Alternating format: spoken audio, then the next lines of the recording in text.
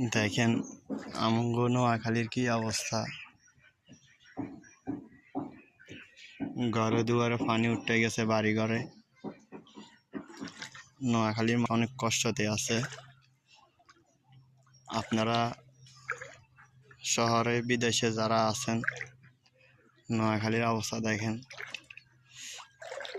যারা বাড়িতে আছে হেগো কেউ খাইতে পারতেছে না। আপনারা সবাই নোয়াখালীর জন্য দোয়া করবেন। নোয়াখালী, ফেনী, মেজদি ওদিকে অতিরিক্ত পানি।